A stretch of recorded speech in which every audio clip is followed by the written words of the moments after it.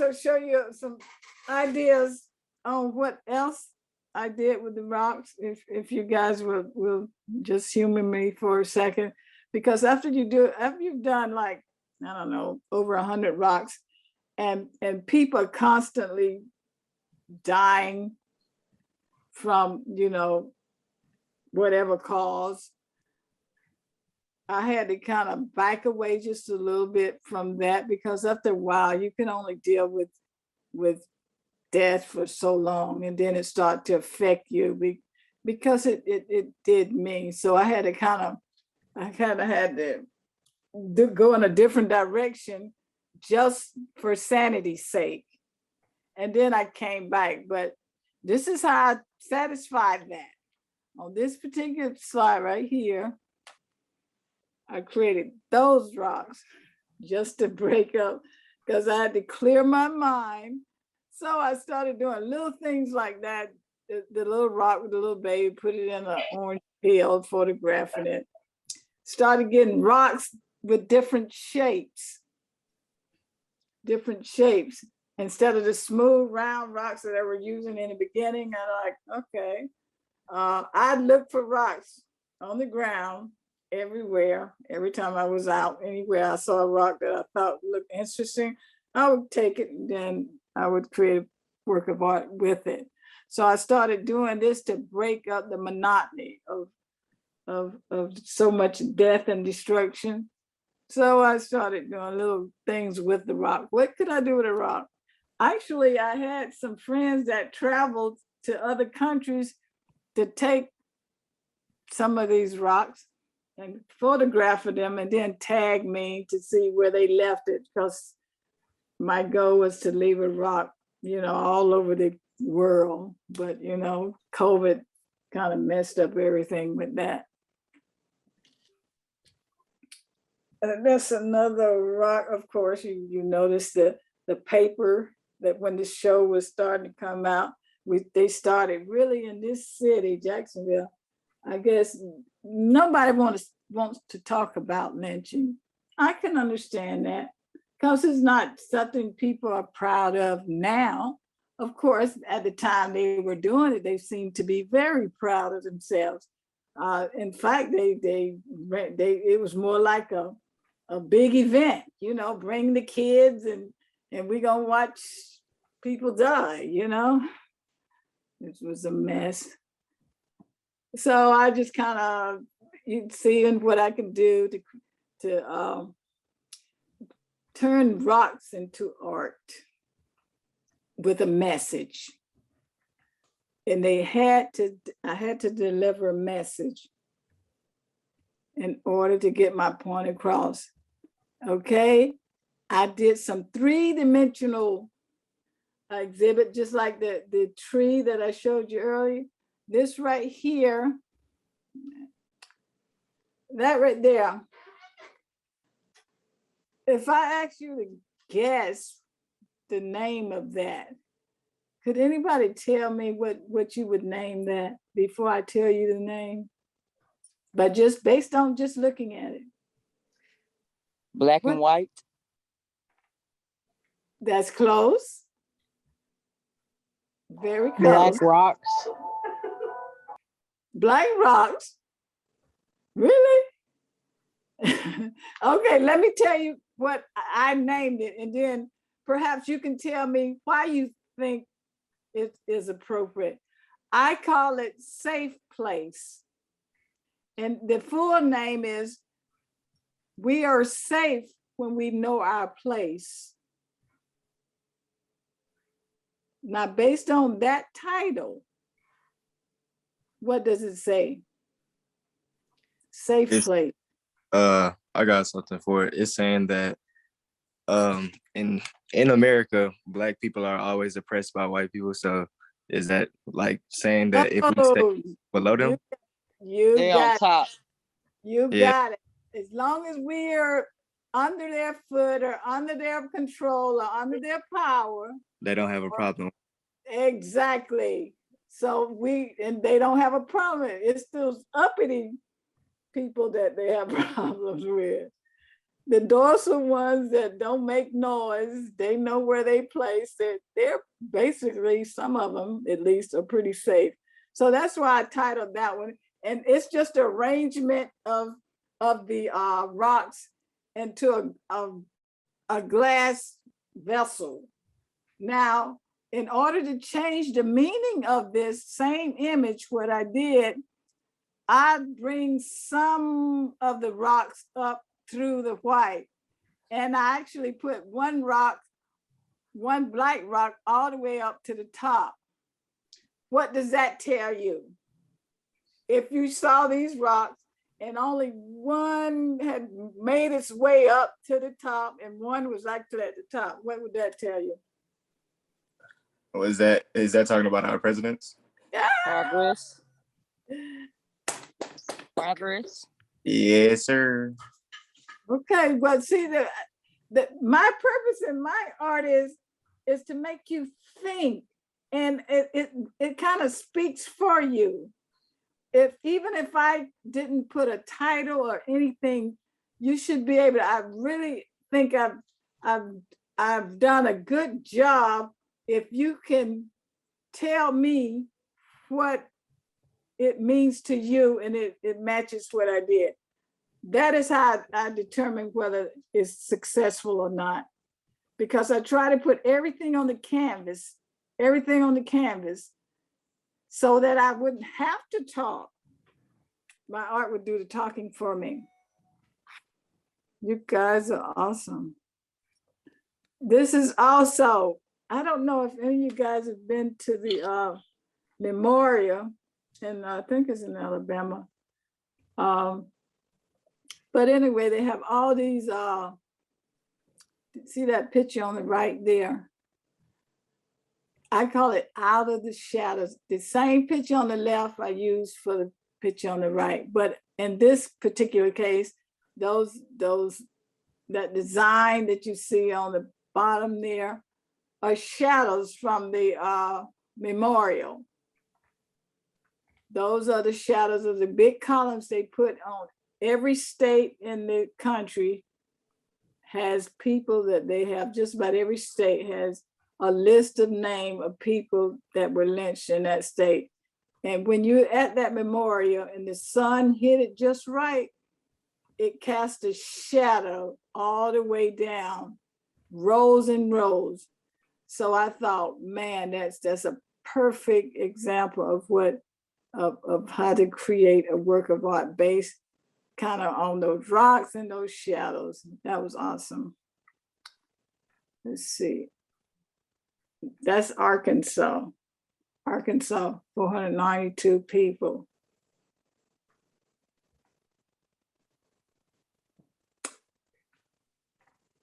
Kentucky. And I've got one more slide to show you. This one here, using the same rocks. Now, I'm not gonna tell you. I want you to tell me. I created this out of a tree. The tree is made of clay, and I used a piece of wood for the crossbar. But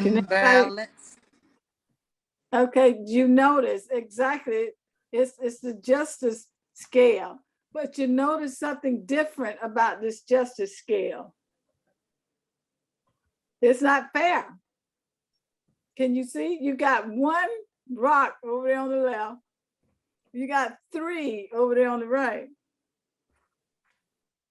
Technically, that one, the 3 on the right should outweigh the one on the left, but it doesn't. And that's to make you think. The only reason I even did that was to get you to think.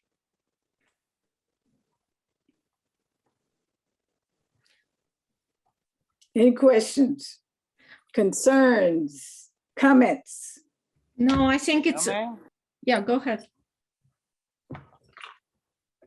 I think the body of work is extremely powerful. When I saw it, I was very, very impressed. And kudos to you for being so brave, because not everyone wants to, as you said, create pleasant artwork. and be brave and create artworks that make you think and feel, and sometimes not necessarily feel something that is pleasant. I know because you get a lot of feedback from people who actually, when I did this show, I was aware of some people not accepting it or questioning why I did it. Because we did get some pushback when the show opened at Marsh. Mm-hmm. But so I'm thinking if I keep it, you know, soft, so to speak, by the way I presented the artwork for it, that it would be more acceptable.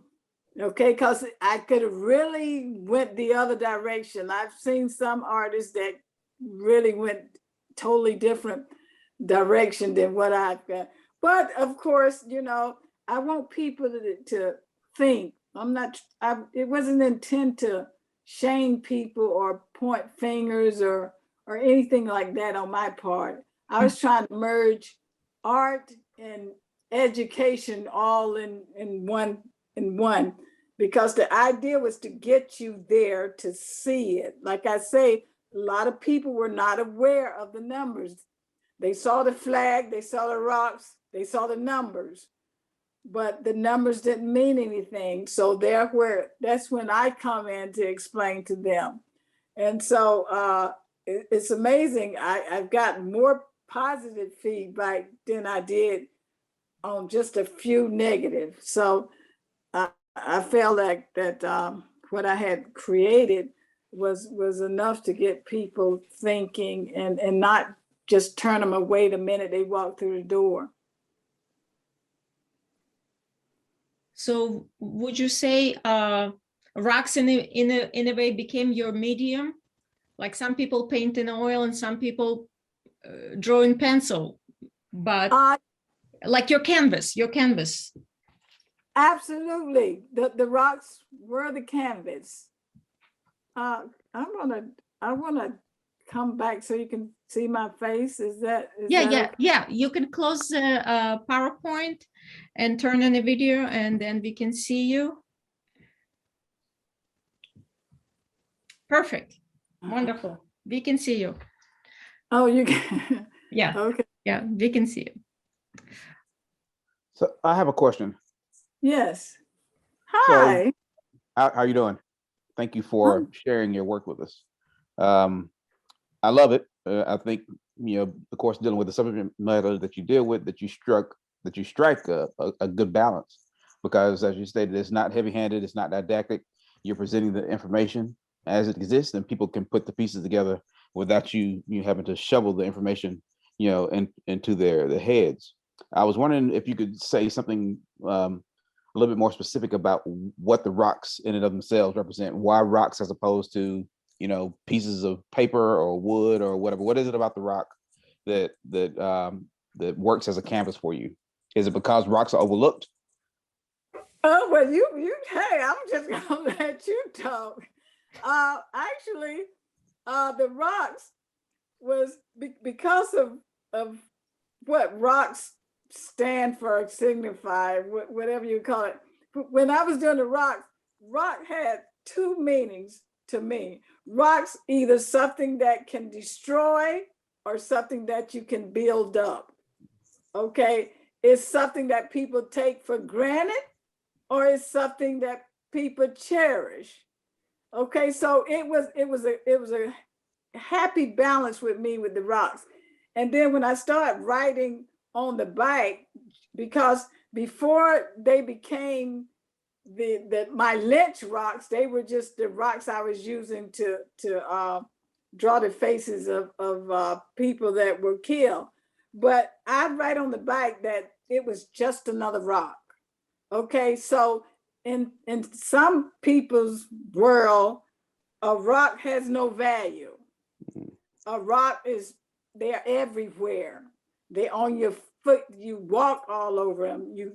People pay no attention to rocks. And a rock can also be a cornerstone. So to me, I'm balancing rocks. Why rocks? Rocks to me has a powerful message. Just like I say, they can be insignificant. People don't even notice them on the ground. People kick them around, throw them around. But I bet you would want to build your house on a rock, a solid rock, than on anything else.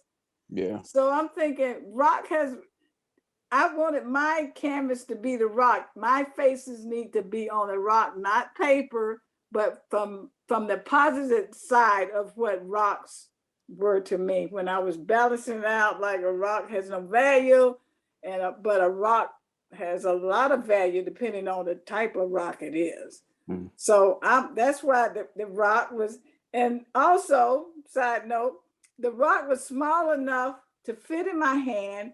I could put it in my pocket and I can do them practically all day long. I pull a rock out of my purse. All I need is a couple of pencils and I could draw on it all day long.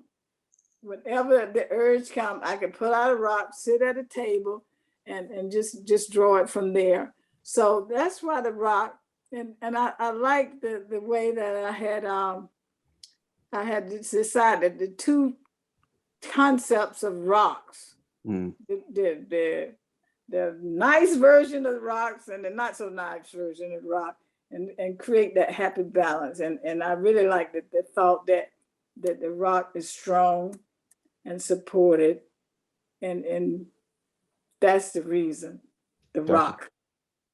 And Cool. they just nice to draw, real nice and smooth too. Do you? So it's so interesting because you can take large canvas with you in a pocket and draw at any time. Exactly. Like I said, I had rocks in my purse, and I just, wherever I'm sitting, I can whip out a rock in a minute. Mm-hmm. So because I created like way over 100 of them, so I had to crank it up a little when I was asked to do the show for Marsha. So because I had probably, by the time I had done about 25, they asked me. So then I had to start creating more to have enough for the show. Mm. I have one more question. What is the general size of the flag pieces? They're 22 by 28. So I usually put them in a 24, 30, somewhere in that area, 22, 28. Okay. So they're pretty decent size. I think they would have the biggest impact if they were larger, but the larger you go. These were, they were printed out, after I created them on my tablet, then they had to be printed out. So they in a print, a lot of it, since I'm into art is so technology now, I can create a lot of art on my tablet. And so I had it print them out to about 22 by 28. Cool. I like the size. They work. They feel a lot larger than that. Just by looking at them now. So they feel larger. Yeah, the presence of them is larger than that. Do you like doing large work? I used to. Well, I love doing large work. I just don't get a chance to do it as much as I want to. So okay, I think every artist really love to see their work. The bigger, the better. It's just that I learned a long time ago in school that when you create artwork that are 6 feet, 8 feet, it's extremely hard to get it from point A to point B. Exactly. It's hard to store. Mm-hmm. Okay, guys, students, colleagues, would you like to ask some questions, please? Go ahead. How you doing? Hi, Jalen. Is that How you Jalen? doing? Yes. My first question for you Mhm. it's like, when did you realize you wanted to take art serious? Like, what was the key point in your life that turned and was like, this is what I want to do, this is what I want to teach, and this is what I want to get better in? Oh, but that was easy. Probably, I don't know, sixth grade. Sixth grade. Art goes back very far with me. Actually, it's the only thing. Well, there was one time I wanted to be a nurse, but my mom said I didn't like getting my hands dirty. What a joke. Art is really the only thing I ever wanted to do personally. So it's been a part of my life all my life. And it's what defines me. It makes it. It's like that's what I was destined to be. Art chose me. Mhm. Okay, it's like when God created me, he said, "Okay, Marsha, I think we're gonna make you an artist," and that's what I do. And I've never looked back. I've never had any regrets. I like what I do, and it brings me comfort. Did I answer your question, Jalen? Yes, ma'am. Thank you. Go ahead, Jalen. You had another question? No, I was gonna let somebody else go. Okay. Anyone? I had a I have question. a I wanted to question. know, when did you realize that it was more than just about the money? Because I know like a lot of artists make a lot of money off their art, but when did you realize that this is really a passion and it's not just about the income you can receive from your artwork? Oh, that is so good. It's never been about money with me. I know a lot of people, a lot of artists like, okay, I'm gonna give this a shot for 6 months. If I don't make $1 million, then I'm gonna move on to something else. Actually, I never, to be honest with you, it's nice, the money. Don't get me wrong, it pays the bills and the mortgage, so I ain't mad. But if I never made another dollar off my art, I would still do art. It's like I can't help it. It's who I am. It's what I do. And I enjoy doing it. I don't do it for the money. Don't get me wrong. The money is very nice. Okay. So, but I've never done art for the money. In fact, in my earlier years, it was really hard to let go of my art. Okay. It was really hard when people actually wanted to buy it, because I started doing art for my eyes only, so to speak, until I was approached. A woman really put me on a guilt trip, a friend of mine now, that said, with all the talent, and I was selfish for not sharing it. So I like, oh wow, that's deep. Because you like, God give you a talent and you just keeping it to yourself. That really hurt, That's a good point. My God, that's a really, she knew how to get you. Yeah, and that got me out of my chair, because really it's art to me is personal, because so many artists put their heart and soul in what they do. So when you see a work of my art, that's a little bit of me included in there as well. So you're kind of exposing yourself to the world. And so I do my art all the time. Every piece I do is like for me. And then somebody wants to come along and just buy it. It's like selling one of your children, But I learned to let go, because my house is only so big. I can't keep everything I've done. But no, it has never been about the money, because when it's a passion, it's not about the money. It's not about the money. When it's a passion, and to me, it's a passion.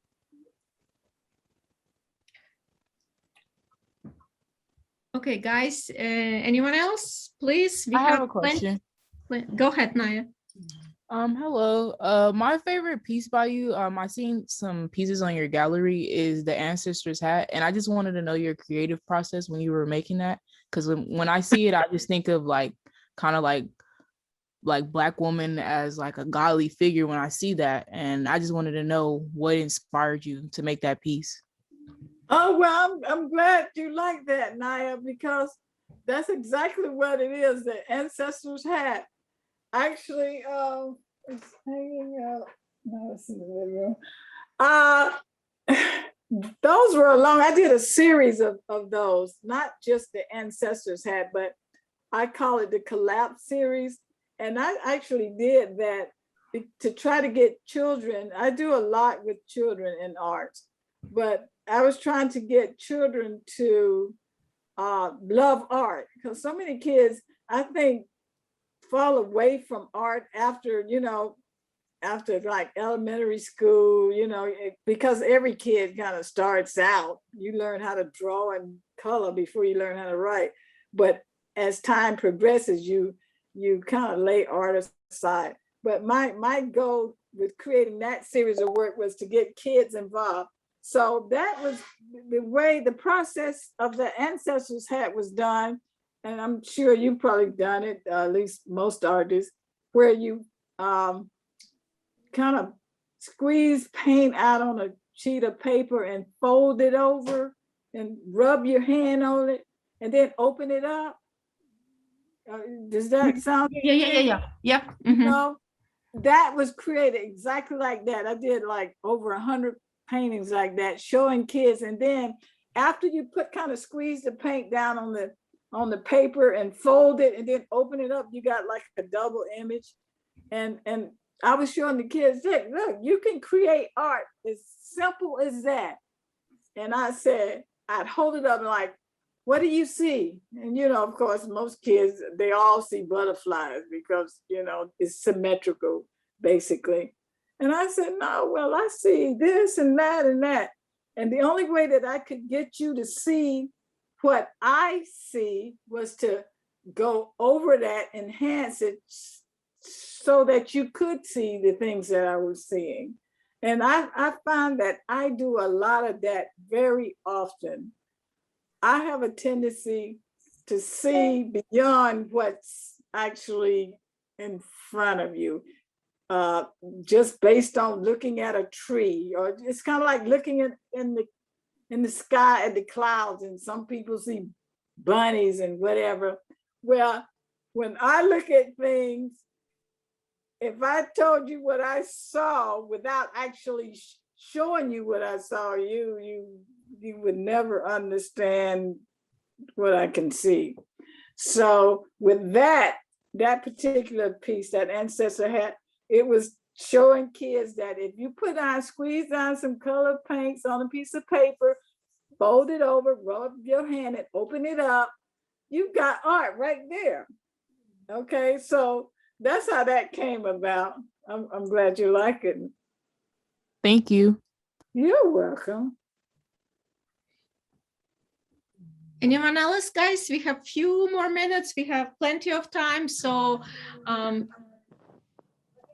has COVID affected your creative thinking or your creativity process? Absolutely. COVID has infected everybody. Actually, COVID was so intense, that those first few months when it first, and they shut down everything. That I created a whole body of work based on being locked down for COVID. And I don't know if you went to my Instagram page. I was posting stuff like I just explained it.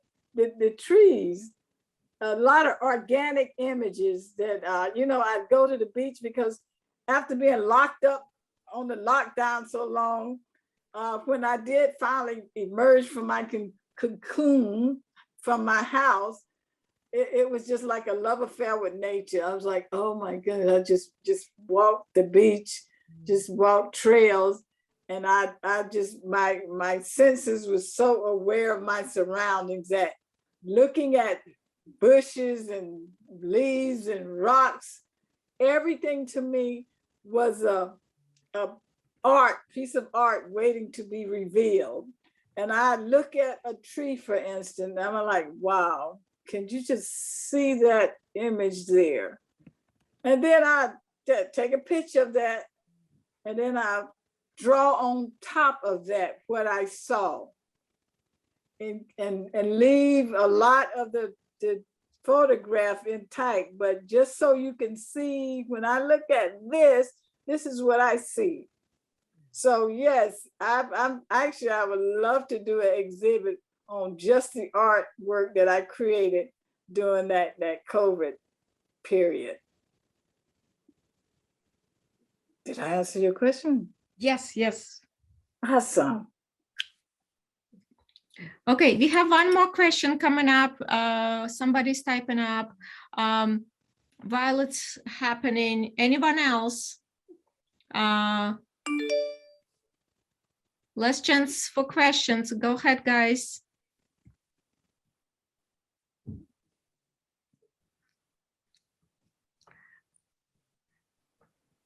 Something I wanted to ask you about, I'm kind of flustered. Oh, here, we have that question.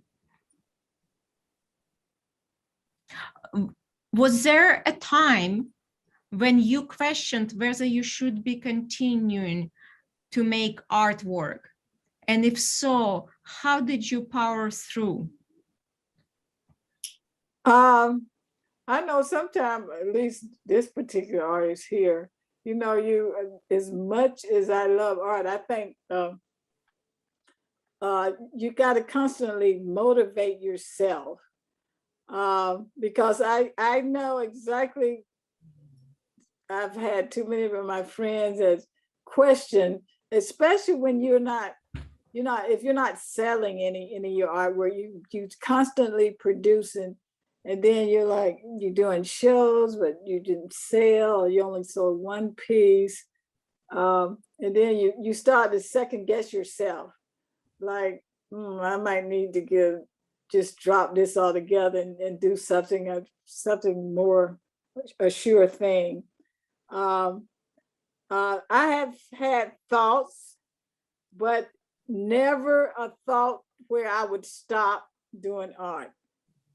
Because right now, I used to teach full-time art class, a high school. Mm-hmm. That was starting to interfere with my personal art, believe it or not. Art teachers don't have time to do personal art because you're too busy teaching art and grading art, that your art life kind of get puts on hold. And that to me started to depress me. It really bothered me a lot. So I chose art. Now, I wouldn't recommend everybody do the same thing I did, because I am married. My husband supports me and my art tremendously. So, and of course that was my only form of income. So it was a no-brainer. So I stopped doing that, although I do a lot of substitute teaching now, but it frees me up to do my artwork. And to me, if I can't do art, that would be disastrous, because it's my only comfort thing. Some people might drink or smoke or whatever, but I need my art to keep me sane. So I don't question, even if I wasn't selling, and I do pretty good in the sales department. I really do. But like I say, it's not always for me it's not about the money. It's about the process. I like creating something from nothing, so to speak. Did that answer your question, or did it get lost somewhere? Yeah, I think it's a really good answer. Would you think success and sales and ability to make your living with art comes with time? It's not like instant success. It doesn't come instantly to you. No, that's gonna take, unless you know people in high places, you're on the it list. With me, no, it was not instant. It took a while. But the beauty about art is you can be a doctor and an artist. You can be a lawyer and an artist. You know, you can be a janitor and an artist. So, you know, the art is always there. You just got to make room and time for it. And if it's something that you're passionate about, it's gonna always be there. I can't imagine. There's days when I'm like I have a mental block where it's like, oh my goodness, I can't think of nothing I could create today, you know. But once you get on the road, you're gonna always be on the road. That's the beauty of art. You know, you're not gonna stay in that slump forever. And if you're passionate about it, it will always be there, because anything that you're passionate about will always stay with you. And if you know, success, how do you measure success? I think, actually, success to me is doing what you like doing. And of course, getting paid for it is even better. But it makes you happy. It makes you complete.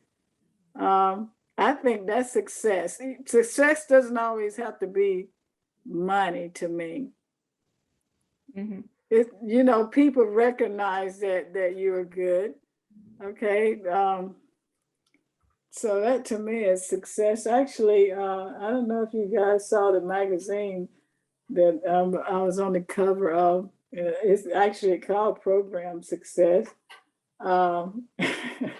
Sometimes I think people are think more highly of me than I think of me. But you know, okay, so you know, I always think that as long as I've been doing art, which is practically all my life, I never ever feel like I'm at my peak. I've never ever felt that, okay, I'm the man now. I'm the woman. I've never felt like, I've always felt that there's always room for improvement. There's always room for improvement. But some people seem to think, oh man, you know, that she's all that. I wish I thought of myself the way some people see me, but I don't, because I'm think I'm a work in progress and I'm just not there yet. One day I will be there. It's just not today. Wonderful. Yeah, that's a awesome answer and a good, yeah, our development should be throughout our lives, not only during college time. What advice would you give to our students who learning about art or learning how to make art, just started making art? So they just started. Yeah, we have some students who have never painted before, and they it's their first painting classes, or they're taking art appreciation and they learning about art, how to appreciate it. What advice would you give them? They need to learn the basics, the principles, the elements. Once you got that down, you'll be on your way. And create, I would also encourage them to kind of create art with a purpose in mind. Like create something that if you want to create something that make people happy, people think, or create something that make them question your sanity, create something, but it's got to come from you. Put your heart and soul in what you do. Oh, that's a Always put beautiful. your heart and soul in what you do, and it will show. It, believe it or not, if when your heart and soul is in it, it will show through your artwork, and some people can see that, especially people who love art. Now you got a lot of people that just think art is okay. I could do that. My kid could do that. You know, I've heard comments like that before. But the people who actually appreciate art they will see that. And I think a consumer, a person who art collector, people who are art lovers can see when your heart and soul has been put into your artwork, and they will pay you for your art and soul. I mean, for your art. God, it's a beautiful advice. Beautiful advice. We all should be thinking about it. Thank you, Marsha, so much for taking time and meeting with us this evening. Anyone else want to give Ms. Hatcher their wishes? Thank you so much for coming to talk with us. I really enjoyed your presentation. Thank you. Appreciate it. Thank you, Jalen. Yes, thank you. And you, Roger. What is that? Thank you. You're welcome, Nyla. Thanks. Appreciate it. Okay, Thank you. Thank you Thank so you. much, guys, and everyone have a good night, and we'll stay in touch. Marsha, I'll send you contacts and stuff. okay, wonderful. Thanks for having me. I really do appreciate the opportunity.